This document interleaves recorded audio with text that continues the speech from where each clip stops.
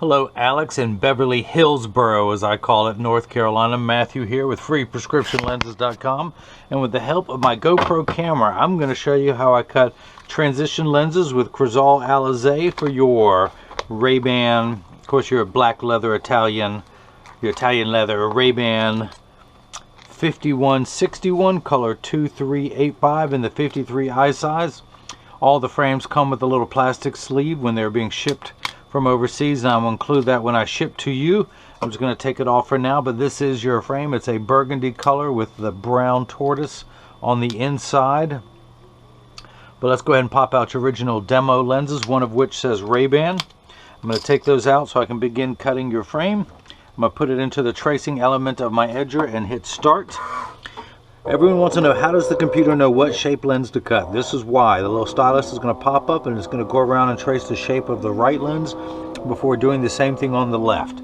Here at freeprescriptionlenses.com, where everyone loves a bargain and no one is disappointed in quality. You buy a genuine, authentic RayBan frame and you'll receive one free pair of clear single vision prescription lenses or non-prescription fashion lenses. My receipt has my federal ID tax number, so if you have vision insurance or flex dollars, you will get reimbursed for this purchase, whether they are prescription or not. Alex's case, you know you need prescription. So in just a moment, the shape of your lens will pop up on that computer screen. I think it's using dial-up today. What happened to my high-speed internet? Come on, pop up, pop up. There we go. We're getting there. We're getting there. So that is the shape of the lens I'll be cutting. I will minify it down to the actual size so you can see that green outline is what I'll be working with. I'll magnify it as I continue to work. Your pupillary distance for your right eye is 31. Same for the left, but my computer starts at 32.5, so I'm going to hit this minus button a few times until we drop down to 31.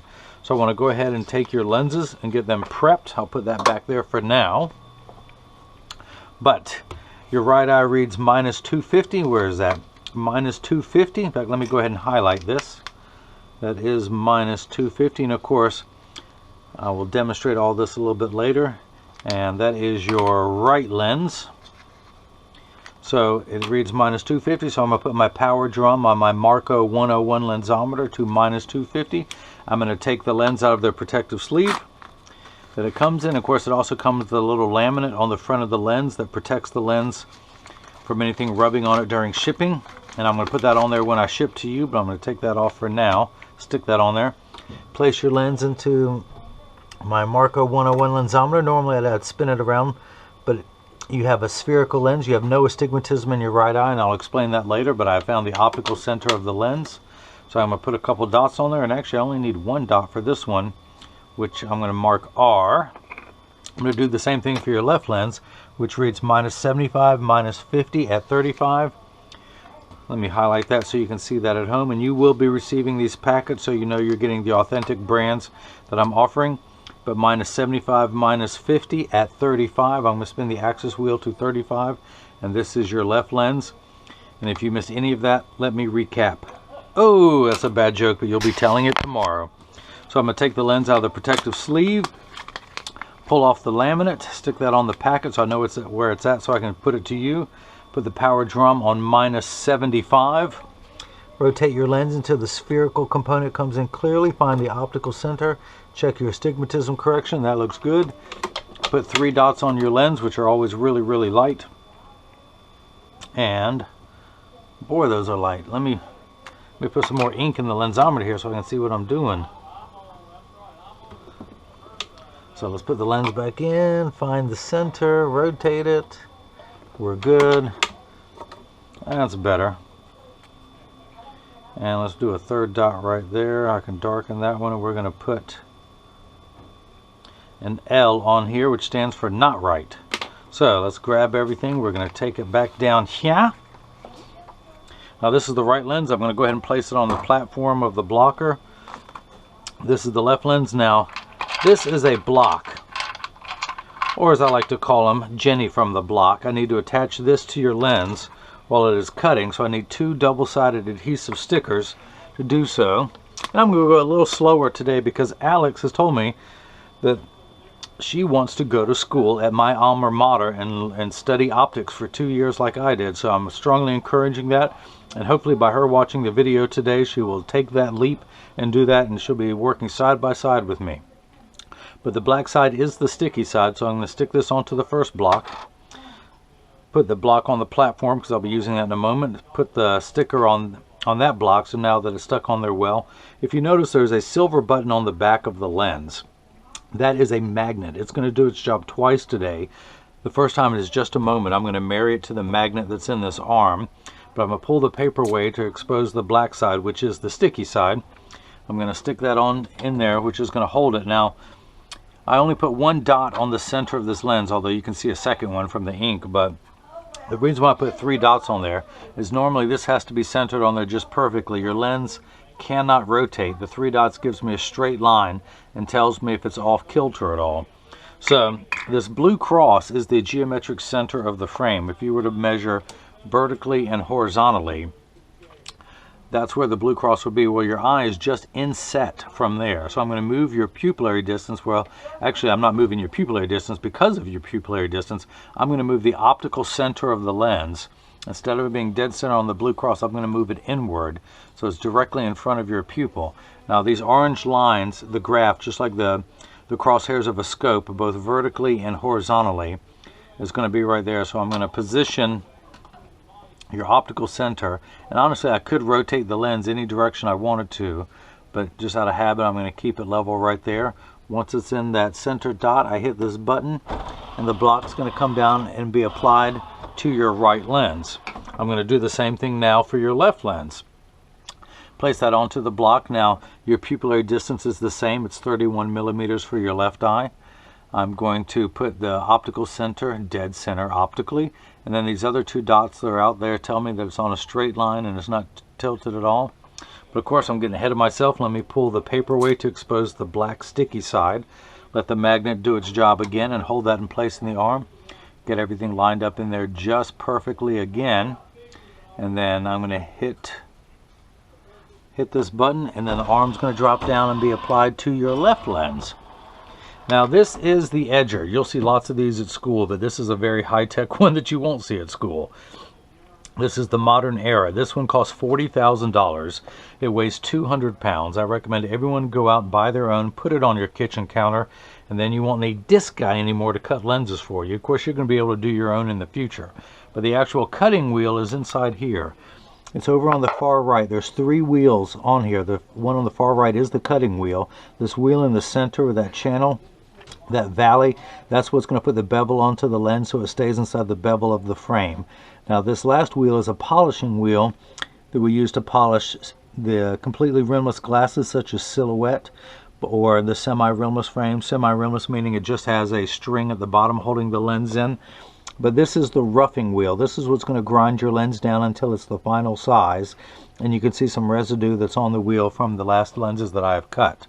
So let's go ahead and take your right lens. That silver button is going to do its job a second time as it holds it in place in the chuck, or as I like to call it, the Charles, because I don't know this machine well enough to call it chuck.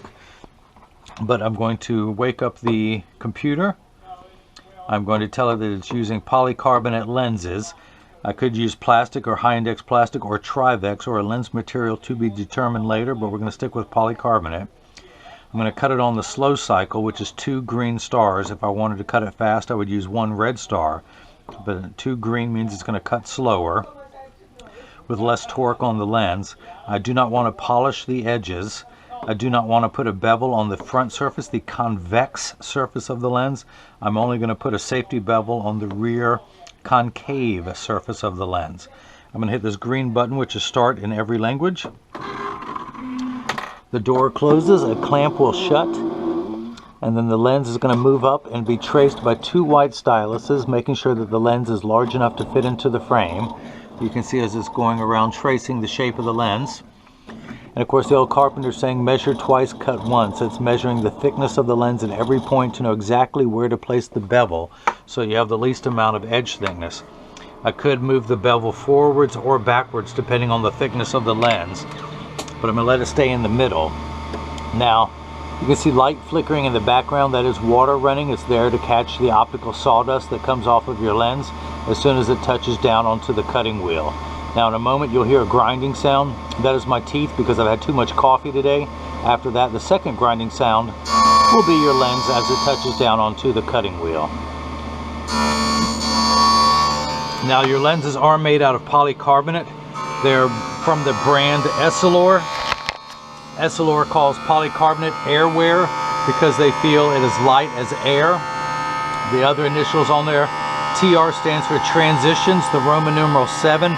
These are the signature 7 lenses. The GY is gray.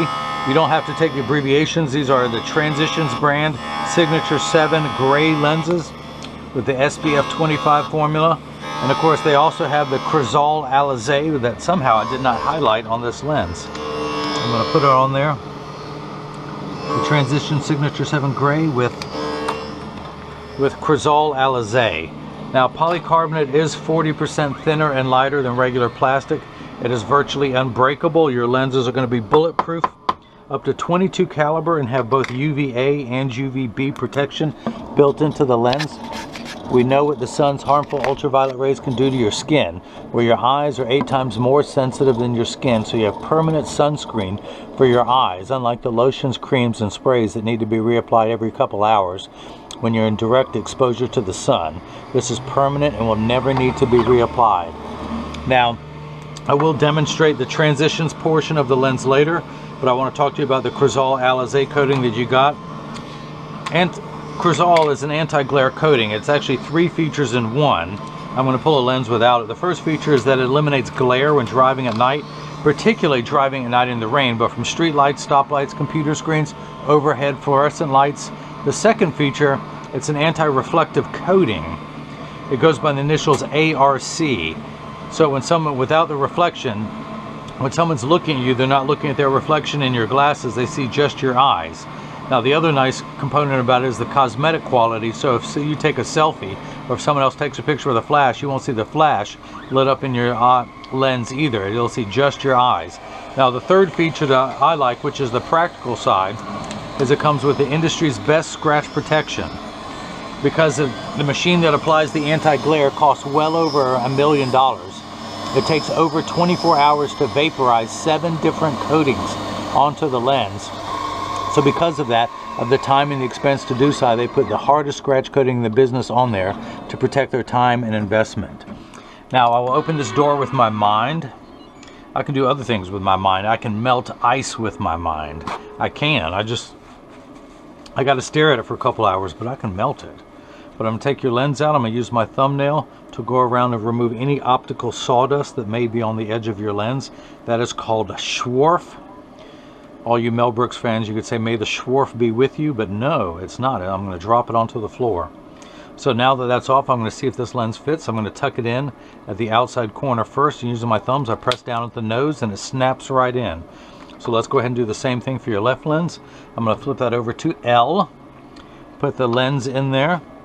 Hit the green button, and just like before, the door is going to close, the clamp is going to shut, and then the lens is going to be traced by 2 white styluses again. You can see as it's measuring the shape of the lens to find out that it's large enough to fit into the frame. You see as it's going around. And of course, measuring the thickness of the lens at every point to know exactly and precisely where to place the bevel, so you have the least amount of edge thickness. And of course with this frame you have no edge thickness whatsoever, which yours is not a very strong prescription, but I cut some very high minus lenses, very myopic lenses, and that becomes much more critical. On yours it doesn't, but I'm still going to take the extra care needed. So I don't need that anymore. I'm going to take that off the block. Now I'm going to come back down here to my dusty Marco 101 lensometer. I'm going to put your lens in the lensometer just above that red dot, which is your optical center. I'm going to put it in there and I'm going to measure the power, and I am getting minus 250, which is exactly halfway between 2 and 3. Now the unit of measurement we use in the optical world is called a diopter, spelled D-I-O-P-T-E-R.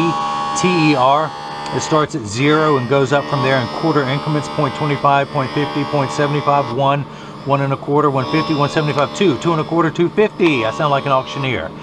You need 10 steps of correction for your farsightedness. You are nearsighted. Without your glasses on, you can see great up close, very near, but you need correction for far away. So that's why This is your far-sighted correction. Now again, you need 10 steps of minification. That is why there is a minus sign. Your lenses minify. Without your glasses on, everything is much larger than it appears in real life. So without your glasses on, if you were to look at these muscles, boom, boom, boom, they would look huge. But then you put your glasses on and they're going to shrink down to that little chicken wing that they really are. So you need 10 steps of correction to see far away. Your lens is spherical, meaning you have no astigmatism correction in your right eye. Now there is a stigma over the term astigmatism. It just means shape. It's like saying someone has straight hair, someone else has curly hair.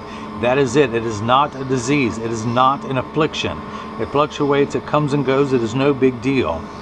Now your left eye, you only need 3 steps of far-sighted correction, but you need an additional 2 steps of astigmatism correction. Now, astigmatism is what makes 6s and 8s look alike, or the letters P and F. So think of it as the fine-tune knob. This first number is going to reduce, it will minify the image by 3 steps, but you need an additional 2 steps to take away the rough edges, the fuzzy edges. Think of it as the fine-tune knob. We're going to turn that knob to 35. A straight line is 0 to 180, with 90 being in the center and 180 over here. We're going to start at 0 at the cap and turn it to about 35. Now these first 2 numbers are real values to be concerned with. This last number could be anywhere from 0 to 180. Actually 0 and 180 are the same number, from 1 to 180, and it just happens to be 35. So of course I care about that, most other people don't. I think the left lens is done. Alex, go ahead and open this door with your mind. Hey, pretty good. Your first day on the job and you can already do it. Alright, so I'm going to hit that button, take the lens out. We're going to dry your lens off so it is not slippery. I'm going to use my thumbnail to make sure there's no debris remaining on the edge of your lenses. What do I do with your frame? It is down here. So, I'm going to take your frame. I'm going to tuck the lens in at the outside corner. Using my thumbs, I press down at the nose. Hang on, let me make sure it's in there. And it snaps right on in. So I'm going to go ahead and take the block off. I'm going to come back down here to the lensometer. I'm going to put it in just above that red dot. The axis wheel is still on 35 because I've not had to move it. I'm going to check the power of the left lens, and I am getting minus 75, which is 1 tick mark away from 1. Minus 75, you have 2 steps of astigmatism correction. I will check for that, which is a second curve. The first, you have 2 curves on your eyes. This first curve is 3 steps at minus 75. The second curve is vertically at minus 50. That 35 is how we line up those 2 curves. So I'm going to check that second curve, and we're getting 1 1/4. Do you remember high school algebra where you add 2 like signs together? Well, I've forgotten it, so it's okay if you have 2, Alex, but let's use today's terms. If someone had borrowed 75 cents and then they borrowed another 50 cents, they would owe you $1.25. That's where we're at now, 125 in the red, where you are in the minus. So that checks out perfect. The last thing I'm going to do is check your pupillary distance to check the measurement between the 2 eyes. You are at 31 in both eyes for a combined value of 62. I'm going to turn the card around. I'm going to place the 0 against my thumb on your right lens, and when we hold it up on the left, we're getting 62 millimeters.